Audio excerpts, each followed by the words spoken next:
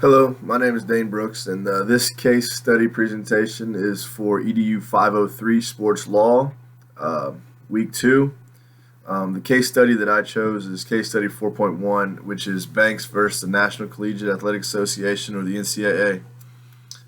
In this case, Banks, the plaintiff, filed suit against the NCAA, claiming that their rules of pertaining to entering the draft or hiring an agent had an anti-competitive impact on an identifiable market such as himself. Um, so, overview of this case is that in 1986, Braxton Banks was awarded and accepted a full football scholarship to the University of Notre Dame. In his freshman year at Notre Dame, he competed in all 11 of the games. He started 7 of them. His sophomore year, he only competed in 7 of the 11 games due to injury. And his junior year was the same. He competed only in 6 games, again cut short by injury. Um, Braxton chose to sit out his entire senior year due to the injury to his knee, in hopes that his knee would fully heal in time for him to enter the NFL draft. In 1990, after what would have been his senior year, upon the advice of a couple of scouting institutions who said that Banks' abilities, had he played his senior year or not played his senior year, still would have been good enough to get an invite to the NFL scouting combine. So in 1990, pre-draft, Braxton decided to sign up for the NFL draft. He competed in a few workouts to test his knee, and he competed in the NFL draft combine for all the other NFL teams to get a look at him to see, just how his knee would handle the grind of an NFL season. When it came time for the NFL draft, Braxton was not drafted, and he was not even called for a free agency signing. In Braxton's mind, he was aware of the NCAA rule on eligibility, stating that an athlete is eligible to play 4 consecutive seasons of intercollegiate sports within a 5-year period. He had completed the minimum 3 years required of college football in order to enter the draft. So in his mind, he still had 1 year of eligibility left. So he decided that he was going to try to go back to the University of Notre Dame and finish his senior season of eligibility and prepare himself and make himself better for the NBA draft next year. What Banks was unaware of is that the NCAA has 2 rules in place that would prevent him from going back to compete in his senior year. Rule 12.242, known as the no draft rule, states that an individual loses his or her amateur status in a particular sport when the individual asks to be placed on the draft list or supplemental draft list of a professional league of any sport, which he did. He signed up for the NFL draft. He was not drafted. Therefore, it was making him ineligible to return to collegiate sports.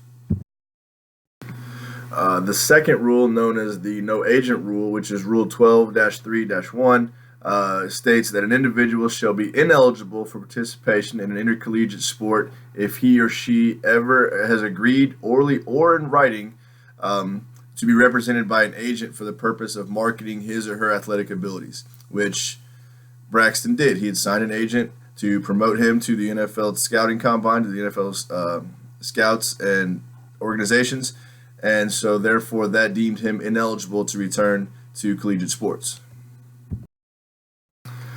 Banks would file a suit against the NCAA, alleging that the no draft and no agent rules restrained trade or commerce by diminishing competition in 3 different ways. He felt he was being held back in 3 ways.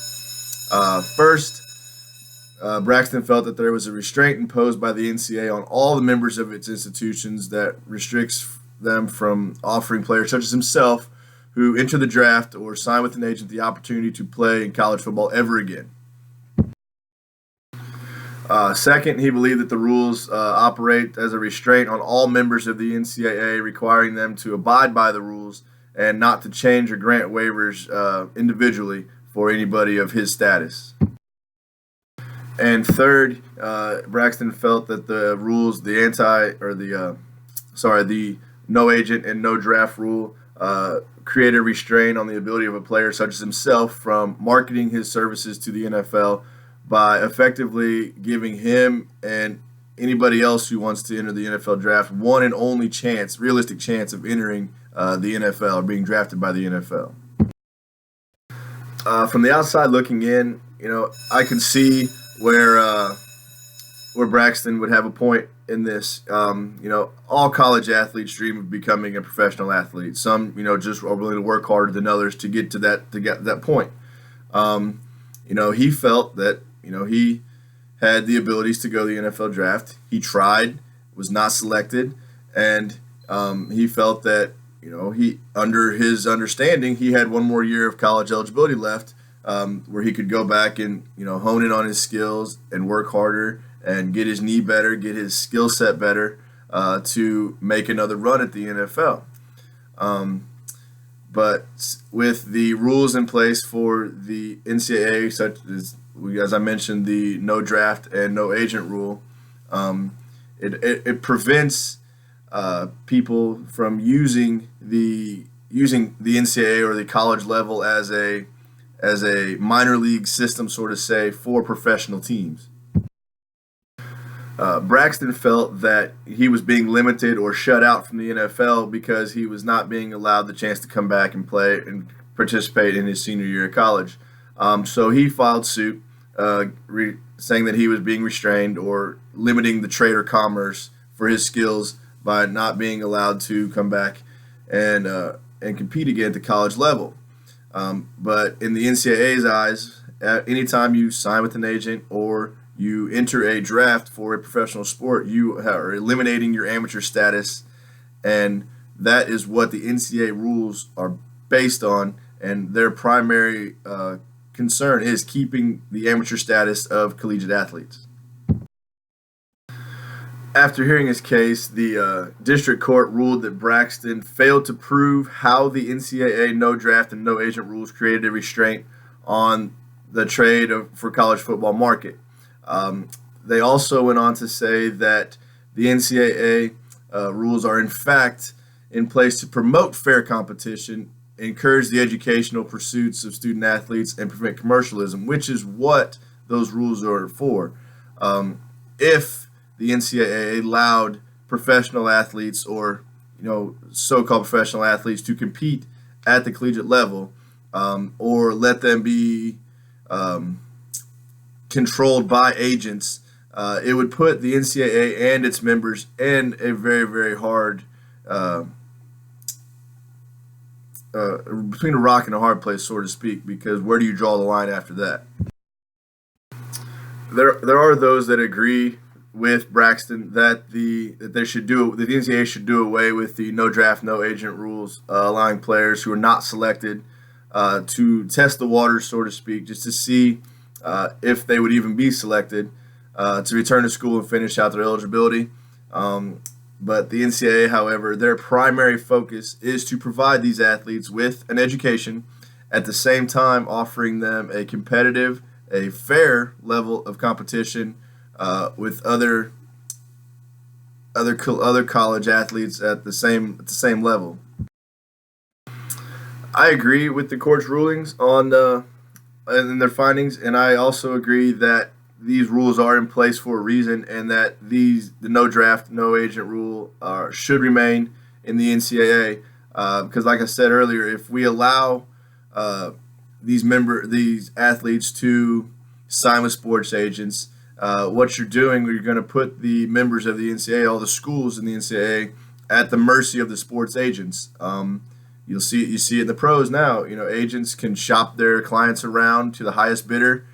Some schools are obviously going to want players, and instead of leaving the decision in the coach's hand or the players' hands of where they want to go to college, they're just going to go wherever they get the most money. I mean, I'm not. No one's saying that the NCAA is perfect. Obviously, there are certain schools who don't abide by the rules or follow them to the letter of the law as closely as others, and we see that with certain certain schools being brought up on recruiting violations and etc.